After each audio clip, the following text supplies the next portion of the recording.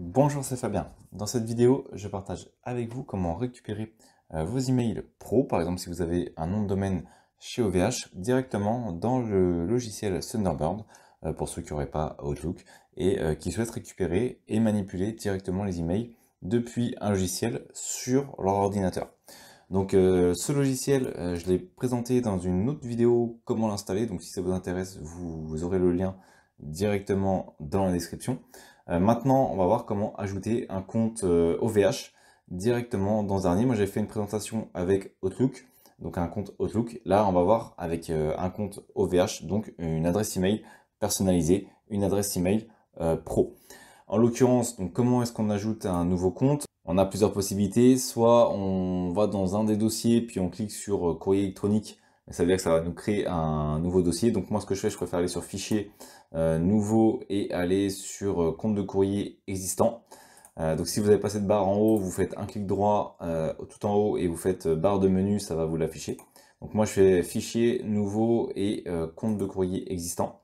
Et maintenant, il va falloir que je renseigne les différentes informations qui correspondent à mon compte. Alors en l'occurrence, je vais prendre un compte de démonstration. Je vais indiquer par exemple Fabien Test. Et ensuite, je vais indiquer Fabien. Donc ça, c'est l'adresse électronique complète avec le nom de domaine que vous souhaitez tester. Hop. Ça, c'était un ancien site que j'avais fait. Hop, voilà. Et ensuite, on va ajouter tout simplement le mot de passe. Donc je vais faire continuer. Donc il va rechercher la configuration parmi toutes les configurations qu'il connaît. Et s'il trouve une configuration qui correspond à celle d'un fournisseur, eh bien c'est bon, il va pouvoir nous proposer une configuration déjà disponible et on n'aura plus qu'à terminer.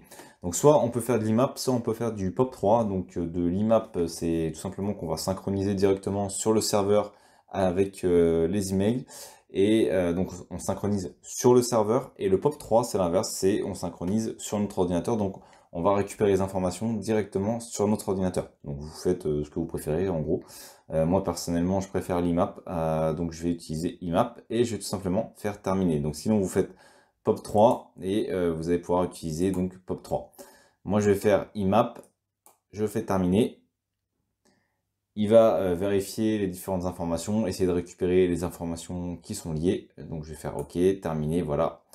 Et donc il m'a bien récupéré ici mon compte donc email, fabien.tuto. Et comme on peut voir, il m'a également récupéré le seul email qui était dedans, qui date un peu d'ailleurs.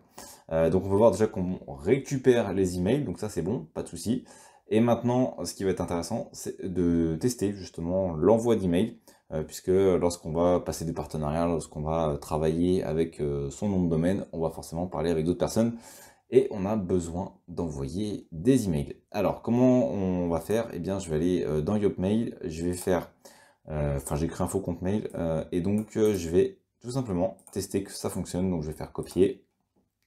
Je vais aller ici sur écrire, donc pour ajouter un email, hop.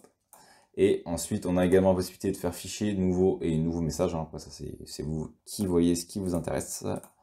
Et donc, je vais tout simplement coller l'email et je vais tout simplement copier l'email sur lequel je souhaite envoyer l'email. Je vais indiquer test. Je vais indiquer de nouveau test en message et je vais envoyer. Et donc, on va pouvoir aller voir si ça a fonctionné. Donc, il est bien ici. J'ai bien récupéré l'email. On peut voir que ça a bien été envoyé par donc mon email pro entre guillemets. Et on a ici Fabien Test, donc le nom que j'avais donné à mon compte au niveau de Thunderbird au moment où j'ai récupéré les informations. Donc tout a fonctionné comme prévu. Et donc maintenant, on peut utiliser son compte directement dans le logiciel gratuit et depuis son ordinateur. Merci d'avoir regardé cette vidéo. Si vous n'êtes pas abonné, j'espère que cette vidéo vous donnera envie de le faire en cliquant sur le bouton s'abonner et en activant les notifications pour ne manquer aucune des prochaines vidéos.